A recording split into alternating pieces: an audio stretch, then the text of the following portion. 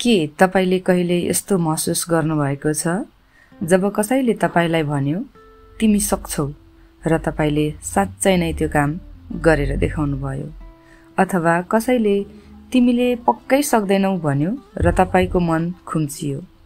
यदि हो भने आजको भिडियो तपाईका लागि नै हो, किनकि यसैसँग सम्बन्धित एक गजबको मनोवैज्ञानिक सिद्धान्त छ, पिग्मेलियन इफेक्ट, जहाँ हाम्रो विश्वासले अरूको भविष्य नै बदलिदिन्छ।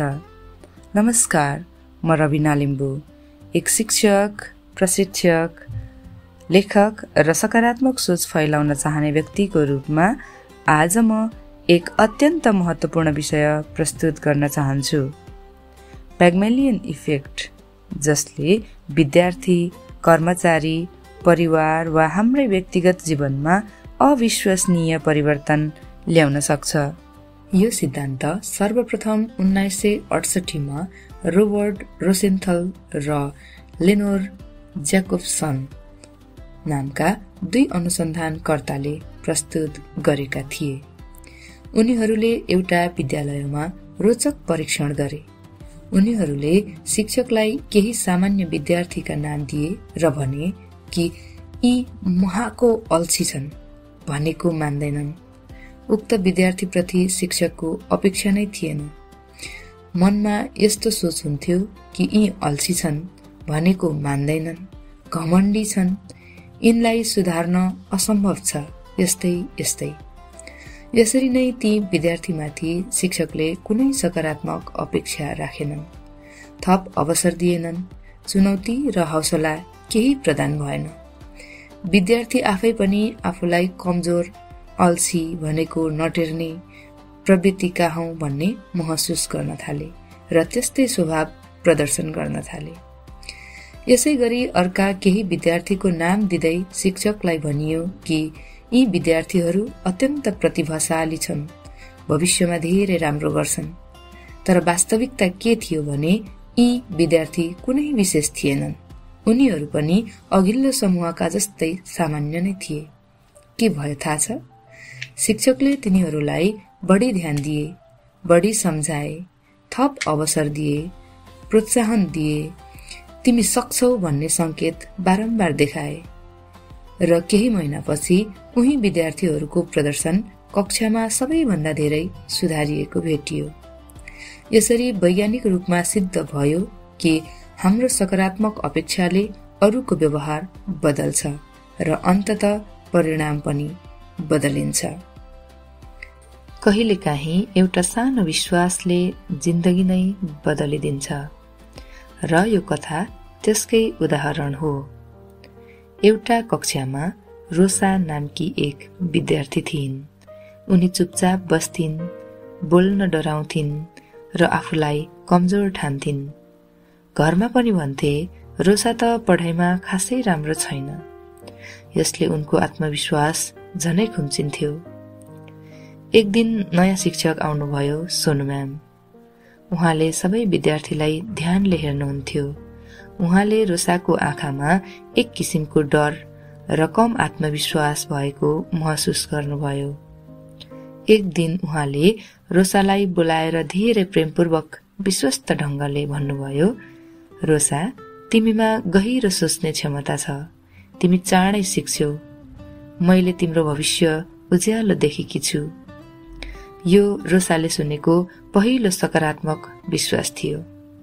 त्यसपछि सोनु म्यामले उनलाई साना साना जिम्मेवारी दिन थाल्नुभयो। समूह नेतृत्व, नोट लेख्ने जिम्मा, प्रश्न सोध्न उत्साहित गर्ने, साना साना सफलतामा वाह कति राम्रो भन्नुहुन्थ्यो। यसरी व्यवहार परिवर्तन भयो, सोच परिवर्तन भयो र अन्ततः परिणाम परिवर्तन भयो। केही महिनापछि रोसा कक्षामा सबैसँग घुलमिल गर्ने, विद्यालयका हरेक क्रियाकलापमा सक्रिय सहभागिता जनाउने, समूहको नेतृत्व गर्ने, शिक्षकहरूसँग निर्धक्क आफ्नो कुरा राख्न सक्ने, यति मात्र नभई परीक्षाको नतिजाहरूमा समेत टप 5 मा पर्न सफल भइन्। यसरी हरेक क्रियाकलापमा अब्बल र आत्मविश्वासी बन्दै जाँदा धेरै पुरस्कार र प्रमाणपत्रहरू प्राप्त गरिन्। यसरी पुरस्कारहरू समाउँदा उनले म्यामलाई भनेकी थिइन्, थ्याङ्क यू म्याम, तपाईले मभित्र म आफैले नदेखेको उज्यालो देख्नुभयो। यही हो पिग्मलियन इफेक्ट, कसैको अपेक्षाले जीवन बदल्ने शक्ति। रोसाको कथा मात्र होइन, यो सिद्धान्त मनोविज्ञानले यस्तै भएर काम गर्छ। पिग्मलियन इफेक्ट 4 चरणमा चल्ने गर्दछ। 1. Positive expectations, 2. Positive behaviour, 3. Increased confidence र 4. Improved performance.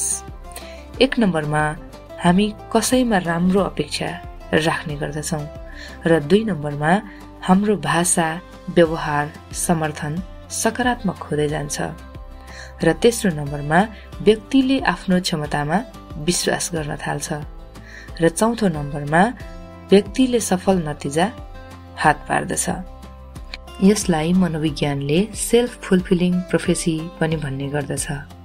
हामीले विश्वास गरेको कुरा बिस्तारै बिस्तारै सत्य बन्न थाल्छ।